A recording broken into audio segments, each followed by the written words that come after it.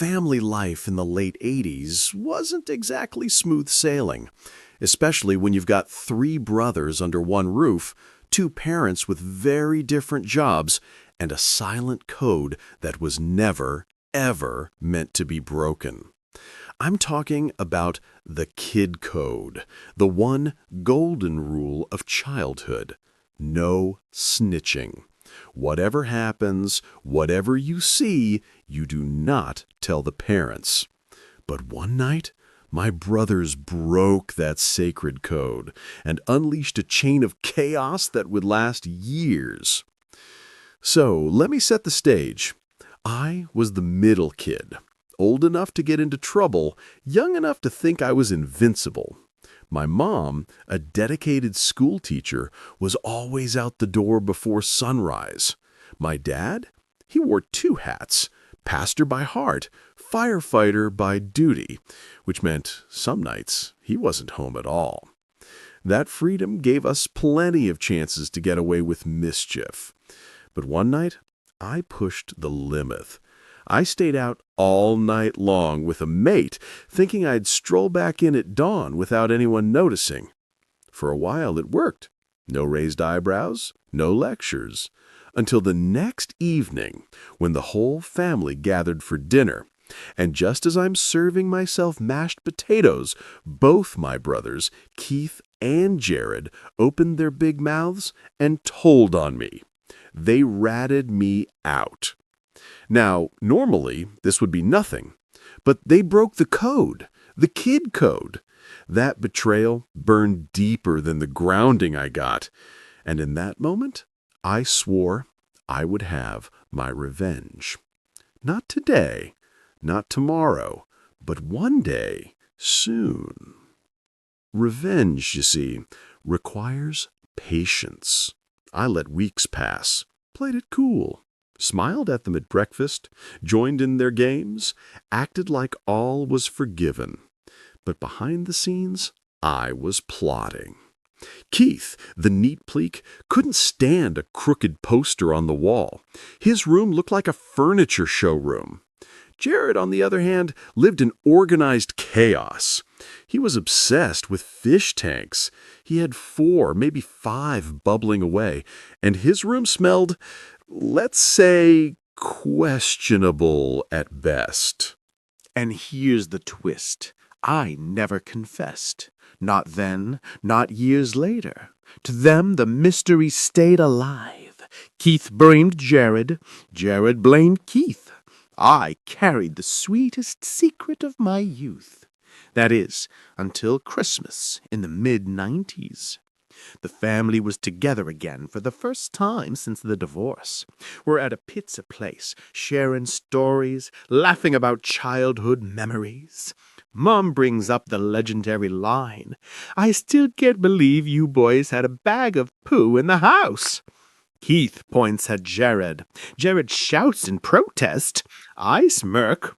And then my ex-wife, Clarice, the only person I had ever told, bursts into uncontrollable laughter.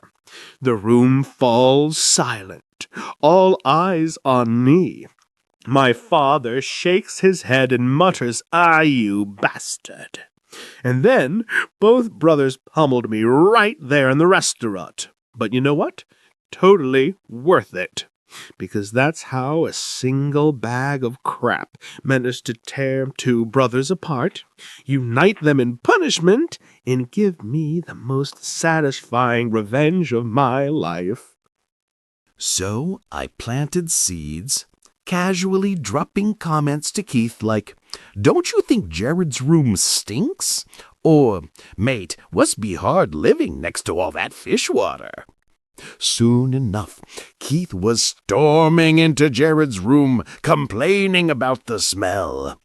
Jared left it off at first, but Keith's nagging only grew louder. Perfect. Exactly what I wanted. I didn't need to lift a finger. They were already at each other's throats. And then came the masterstroke.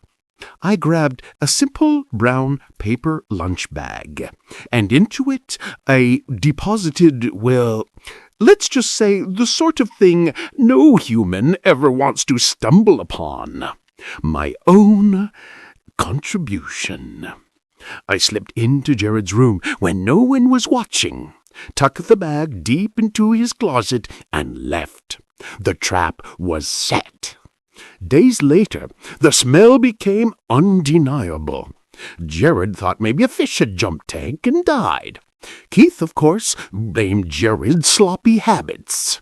And when Jared finally found that cursed bag, he immediately assumed Keith had planted it to shame him. So, what did Jared do? He stormed into Keith's spotless room and hid it right back. And so began the cycle. For over a week, that bag of doom passed back and forth, closet to drawer, under bed to wardrobe. Each discovery came with shouts of, "You disgusting freak!" and slammed doors. And me, I was loving every second. But Keith, clever devil, decided to end it once and for all. He stapled the bag to the back of one of Jared's drawers. Jared knew the smell was there, tearing his room apart, sweating through sleepless nights with his windows wide open in the blistering Florida heat. But he couldn't find it. Meanwhile, mornings turned into screaming matches. The stress was unbearable. And then it happened. One fateful morning, my mom, who'd forgotten a lesson plan, came back home early. She walked through the front door into chaos. My brothers in the hallway shouting about, yes, the bag. And then she broke. My mom, the woman who never cursed a day in her life, shouted words that echo in my memory to this day. Wait a second. Are you telling me you two hid a bag of filth in my house? Silence, shock, my brothers frozen, and me in my room, covering my mouth, laughing silently as the greatest revenge finale unfolded before my very eyes. Both brothers were grounded for weeks. They scrubbed floors, cleaned windows, washed every corner of that house.